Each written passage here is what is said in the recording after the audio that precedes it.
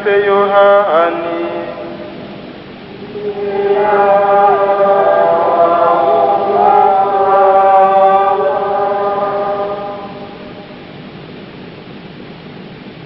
Iruhande y'umusaraba wa Yesu hari hahagaze nyina wiwe na nyinabo Mariya muka Klopas na Mariya Madalena.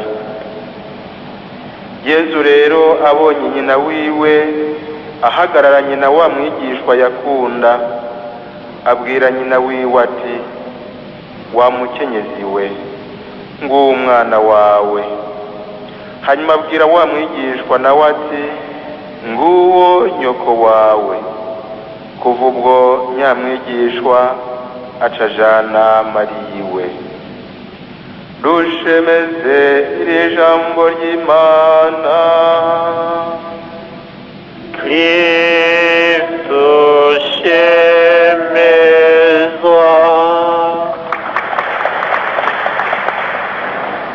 Tunze mawe n'Uburundi, Yesu yarabwihebeye, yibwoshibwa bupfe nabi, bwararonse umukiza, bwararonse umukiza. We Maria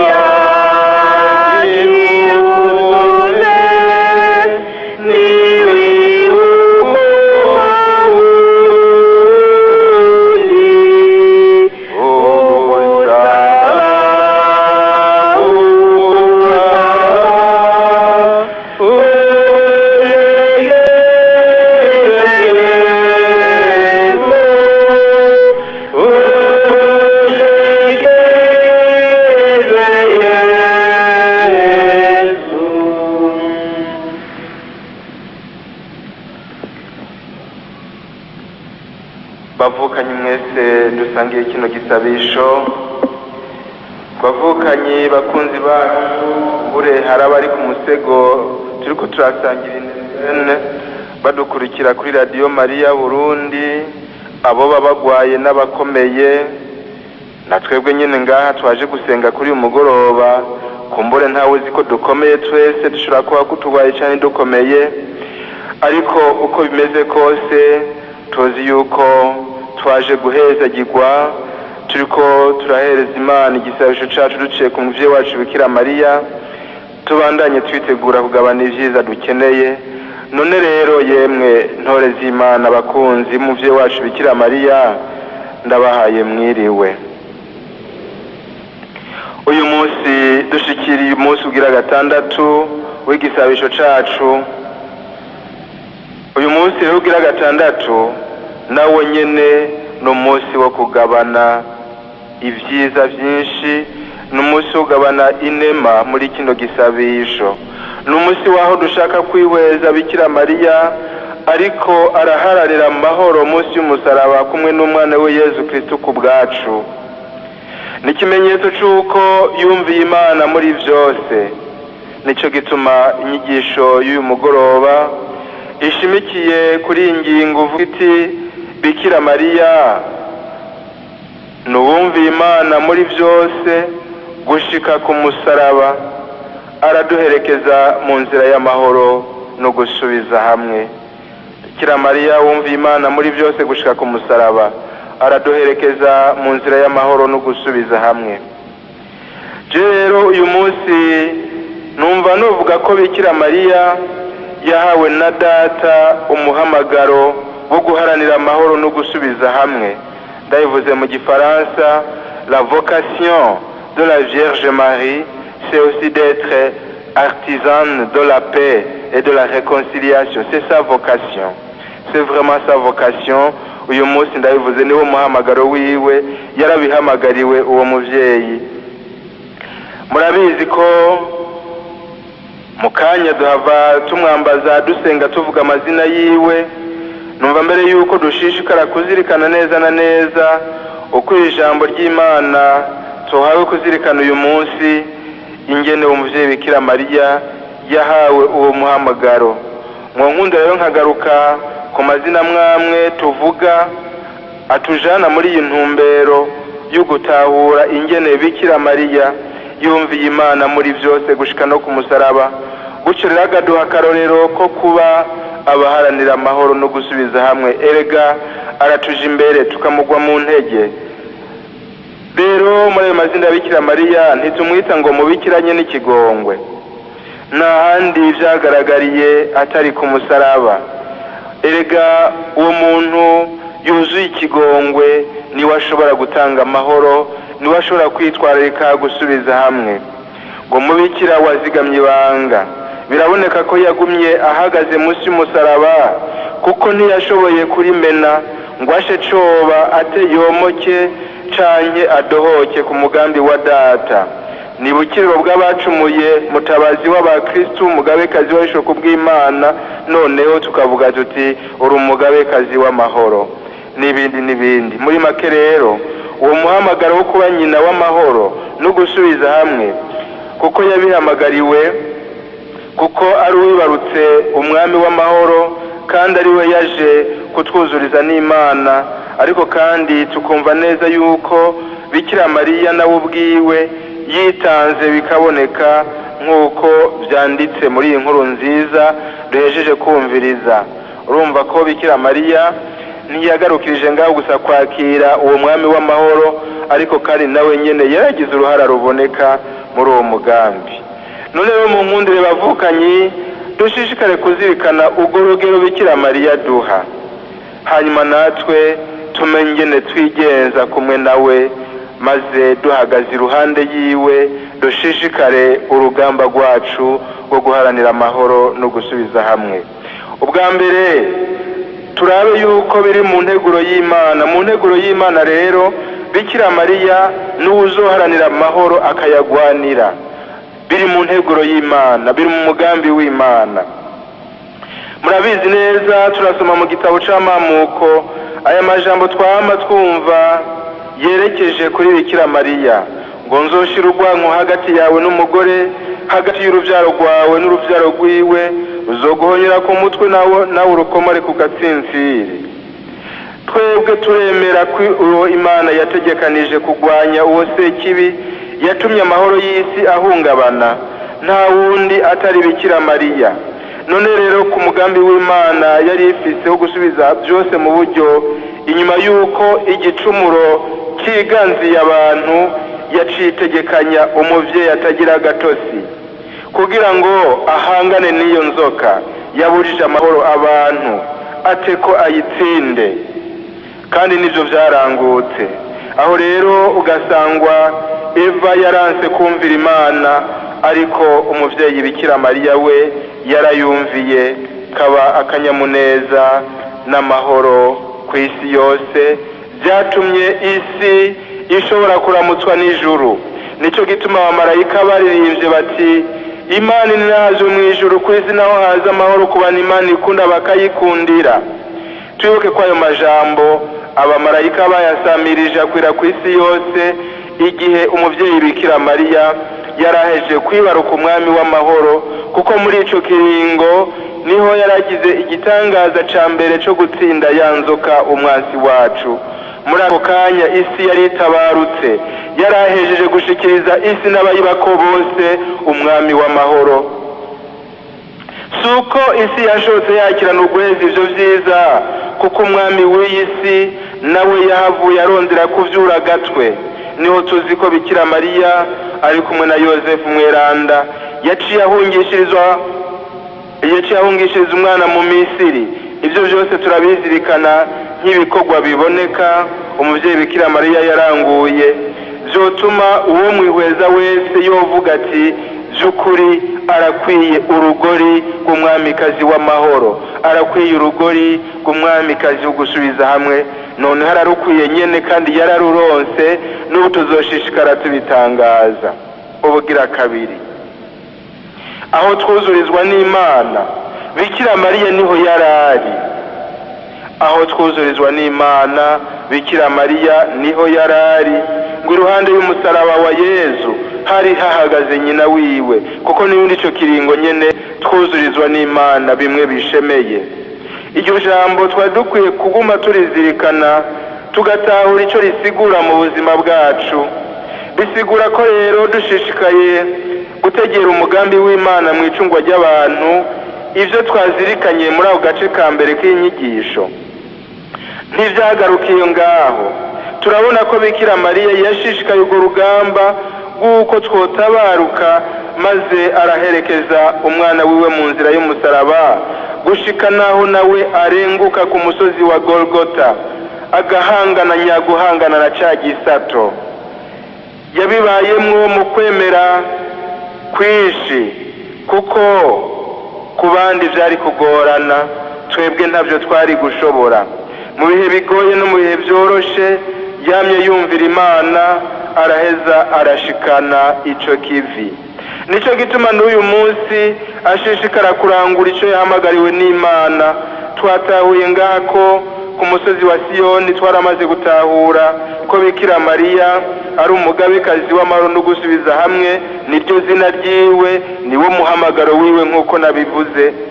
Sinzi rero umuntu yabizirikanye neza aciye kuri iryo jambo ngo iruhande y'umusaraba wa Yezu hari hahagaze nyina wiwe, araheza abizirikana muri aya majambo agira ati: ntaworeka gutangarira uwo mutima wagutse wa Bikira Mariya, we mu gihe kigoye cyane c'ubuzima bwiwe, imbere y'urupfu ruteye akababaro kangana gatyo k'umwana wiwe, yemeye nk'uko yabisabwe na Yezu, akakira abantu bose nk'abana biwe, adashize ku ruhande n'abagandaguye uwo mwana wiwe. Bose yarabakiriye, kuko igihe Yezu amubwiye ati nguyu umwana wawe, erega ariko aramubwira n'abajya bariko baramubamba, ntiyamubwiye Yohani gusa. Ese ingene twokuri icigwa gihambaye kuri uwo mutima w'urukundo n'ukwitanga kwa Bikira Mariya yagaragaje no mu gihe c'ububabare. Kuri Bikira Mariya ububabare bwiwe ntibwatumye arondera ingene yokwigwanira, byari gutuma yiyugara mu mutima ngo bimukure ku bandi, ahubwo yagumye yumvira ijwi ry'Imana kandi agumana icifuzo cyo kurangura ishaka ryayo, hamwe n'umutima wama witeze kwakira uwo ari we wese, akabigirana n'urukundo rwiwe rwose. Twese rero uko turi uwo mwigishwa wa Yezu yakunda, yahavuye agabira nyina wiwe bwite. Tugire Kristo. Iryo jambo muraryumvise? Twese uko turi uwo mwigishwa Yezu yakunda, Yezu yagabiye nyina wiwe. Zirikana ko kuri uyu mugoroba uri umwigishwa Yezu akunda.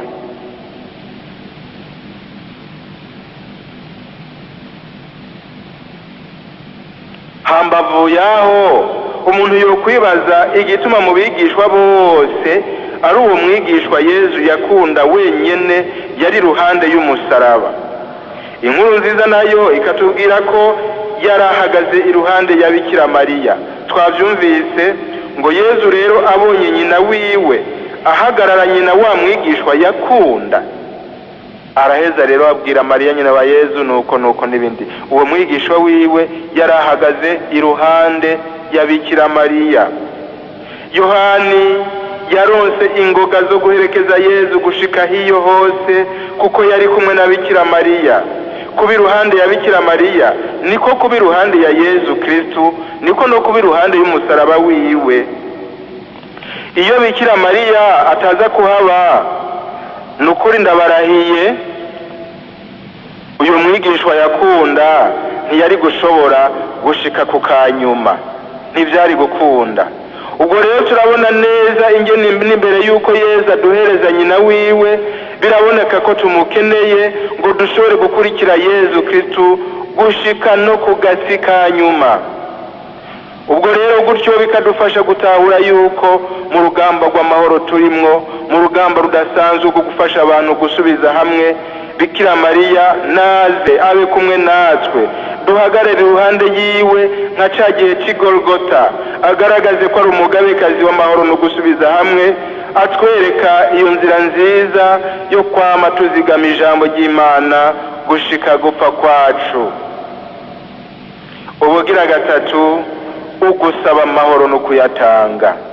Ugusaba amahoro no kuyatanga. Abavukanyi, birabereye ko dusaba amahoro kuko tuyakeneye igihe cyose, cyane cyane kuko tuzi ko ari ingabirano iva ku Mana kandi turonka ku buntu. Urumva ni byiza ko tuyasaba, kandi ntitugire tuvuga ngo twayarose yose ngo arakwiye, ngo rero ngo ntidukeneye kuyasaba.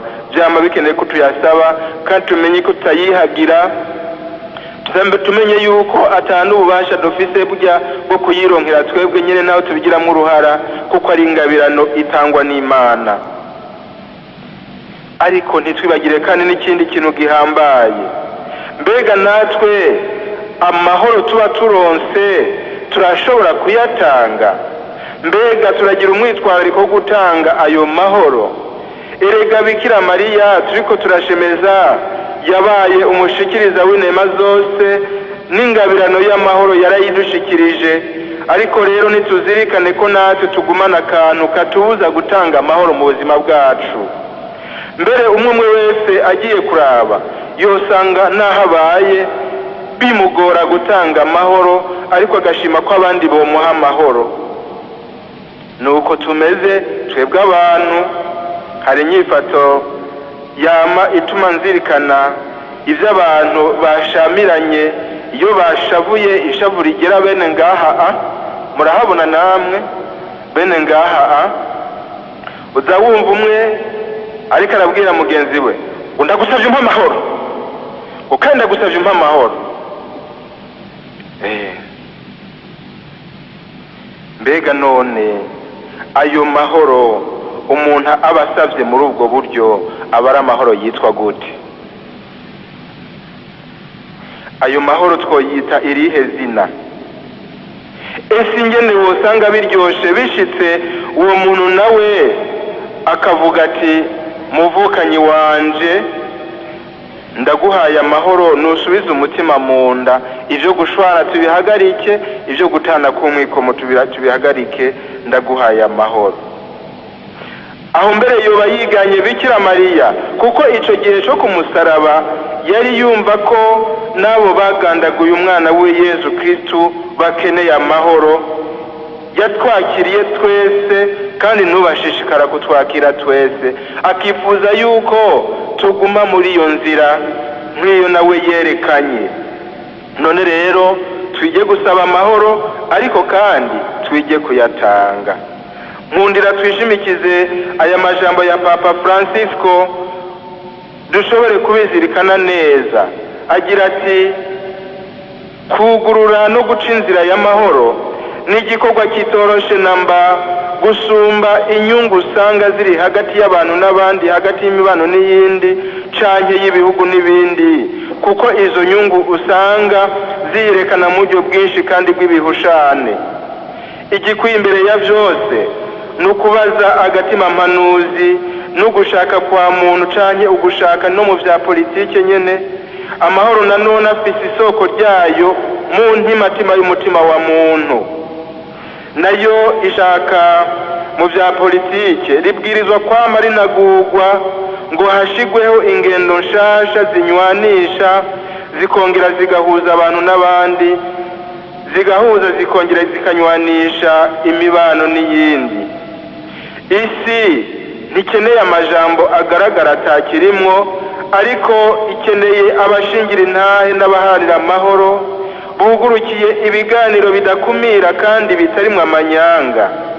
Kukaba nkako kugira ngo dushikire by'ukuri amahoro nyayo, bisaba ko haboneka ibiganiro by'inyuramutima by'abagabo n'abagore barondera ukuri babanje kurengera ivyiyumviro bihagaze ku nyungu z'abana bariya bitandukanye. Amahoro ni nyubakwa ikeneye kuguma yubakwa n'inzira dusangiye, maze tukarondera igihe cyose ineza rusangi, kandi tukigira ingingo yo kutadohoka ku ijambo tuba twasezeranye, hamwe no kubahiriza ivyo abantu bafitiye uburenganzira. Ukumvirizanya mu kwemera no guha agaciro uwundi birashobora gutera imbere gushika aho ushobora kubona no mu mwansi wawe ishusho ya mwene wanyu. Ayo majambo Papa Francisco yayashikirije mu ntango z'uyu mwaka, ariko yari yayanditse ku igenekerezo rya 8 Kigarama mwaka wa 2019 mu ntumbero ya tariki ya mbere nzero. Tuzi yuko muri Ecclesia tuyihimbaza nk'umunsi mukuru wa Bikira Mariya nyina w'Imana, ariko kandi ukaba umunsi mpuzamakungu wahariwe amahoro. Uko niko Yezu yabiranguye, uko niko Bikira Mariya yavyakiriye nk'ishaka ry'Imana, kubona mu bagandaguye Yezu akabona ko arabavukanyi ba Yezu, akabakira nk'abana biwe nk'uko Yezu yabamuraze. Tugire Kristo, erega aho hantu haratangaje. Iyumvira abantu baje kugandagura umwana wiwe, Bikira Mariya akabakira nk'abavukanyi ba Yezu, akabakira nk'abo yibarutse, nabo akabereka urukundo. Bavukanyi ntiturashikira urwo rugero haba namba, nico gituma n'amahoro turirimba adashobora kutuvyagiramwo. Turashobora kuyikanga, ariko ntayazoba ahari vy'ukuri. Igihe cose ushobora kugira umutima mubi mwene wanyu, igihe cose uzokubitiza agatima kuco mwene wanyu yagukoreye, hanyuma ukumva ko arico kiremereye, maze kikakwibagiza ibindi bibi byose nawe nyene uba warakoze, hanyuma ukarondera kumucira amahano nawe udashobora kwakira no kwikorera. Ikinyegezwa c'inzira y'umusaraba Bikira Mariya yaciyemwo akurikira umwana wiwe kiratumenyesha ko atamahoro uzoba uriko urubaka canke uzoba uriko uraronka. Mu ntahure neza tuzirikane ko ngize nti urumva umuvukanyi arashobora gushaya kanaka arashobora gucumurako, nuko canke abo mudasangiye ivyiyumviro barashobora gucumurako ukumva ko bacumuye. Ariko rero ikintu conyine maze kubona nuko mu mutima wacu uguma wiyumvira uti kiriya kintu yakoze gikuriye igihano kingana gutya na gutya na gutya na gutya, ugaca urubanza rungana gutya na gutya na gutya, maze rero bikakwibagiza ibindi bibi byose byuzuye mu mutima wawe. Hama rero ukibagira yuko urubanza ucira mwene wanyu nawe ushobora kurucigwa. Uyu munsi mwene wanyu ashobora kuja mu munyororo, nawe hirya y'ejo ukawujamwo n'ibindi. Wewe rero ukibaza yuko uri kurubaka amahoro muri ubwo buryo. Ayo rero si amahoro uba uri kurubaka n'intete. Burya nta kintu kiruhisha abantu nko gutinya umuvukanyi wawe. Nta kintu kiruhisha abantu nko gutinya umuvukanyi wawe. Vyongeye nta n'ikindi kigwiza amatati mu bantu atari ubwoba buba budafise aho bufatiye bwo gutinya mwene wanyu. Niho rero Papa Francisco kuri ya nyigisho navuga yongeye ko avuga ati ubwoba nibwo buba kenshi isoko ry'amatati. Birakenewe rero ko turengera ubwoba bukomoka ku runtu rwacu mu kwemera kwakira nk'abana babikeneye imbere y'udukunda twese kandi aturindiriye nka wa muvyeyi w'umwana w'igishushushungwe. Murabizi iyo tugeze ngaho hantu inyifato yacu yamimeze nyine nka wa muhungu yasigara muhira, tukabona tuti urabona ico gihungu cawe camariye ivyaco mu bishushungwe, none kigarutse ukigiriye neza, ugihaye amahoro, kandi ari jana ndayakwiye jenyene. Urabona bene ivyo bintu nivyo bituma tudatera imbere.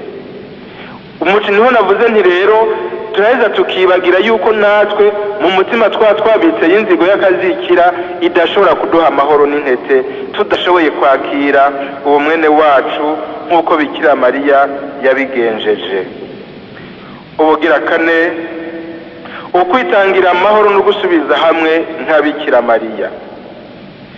Munkundire ngaruke kuri iyo nyigisho nyene ya Papa Francisco ayisozera agira ati ese Bikira Mariya nyina w'umwami w'amahoro na nyina w'abantu bo ku isi yose yoduherekeza akadushigikira ikirenge ku kindi mu nzira yacu gusubiza hamwe. Kandi byongeye umuntu wese aje kuri iyi si, ni ukuvuga umuntu avutse, ashobore kubaho mu mahoro no guteza imbere ingabirano y'urukundo n'ubuzima biri muri we, aronka akaryo ko guteza imbere ingabirano yaronse. Ubuvutse tumuha akaryo ko kumusonera ashobore guteza imbere ingabirano ziwe yaronse, ingabirano y'urukundo n'ubuzima, ingabirano yo gutanga amahoro, kuko uje wese avutse mu biraba mu muryango avuka ari umuhezagiro, kiretse nyine mu nyuma abantu bamuvutanije. Rero tumuha akaryo ko yuko ingabirano Imana yamuhaye aziteza imbere ku neza y'abandi bose. Aha nashaka mu nkundire ngaruke kuri ya nyifato ya wa mwigishwa wa Yesu, wa mwigishwa Yesu yakunda, kugira ngo umwe wese asubire yiyumve ko ari uwo mwigishwa Yesu akunda. Ivyo rero nkabisaba cane cane ko tuvyumva neza na neza duhereye imuhiri wacu haziko, umwana yiyumve nk'umwigishwa Yesu yakunda. Umuvyeyi Bikira Mariya, nako umuvyeyi wari we wese, yaba umugabo canke umugore, serugo inarugo, yiyumve nk'umwigishwa Yesu yakunda. Yesu nako akunda, ko ntadukunda rimwe ngo bebeze, umwigishwa Yesu akunda. Umukuru n'umuto yiyumve gutyo nyene, nimba uri umukuru, nimba uri shefu w'ahantu, nimba utwara sosiyete, nimba utwara igihugu, nimba utwara ikomine, nimba utwara agatumba, ifate nk'umwigishwa Yesu akunda, uhagarare iruhande ya Bikira Mariya, maze utahure yuko uwo mwigishwa Yesu akunda n'abandi bose abakunda. Uko nabarya wanka mu mutima wawe, ntiwibaze ngo Imana yo ikibanka, ahubwo uravye nabi uzosanga bagira uri kuranka mu mutima wawe Imana iciyibakunda gusumba. Naho Imana mu kigongwe cayo itigera dutererana, ariko nuwumva ufitiye urwango mu mutima wawe, nuwumva umengo akwiye gupfa, nuwumva umengo akwiye guhanwa, sinzi ibihano wowe umwipfuriza, ariko kuri uyu mugoroba utahure yuko n'uwo nawe ari umwigishwa Yesu akunda.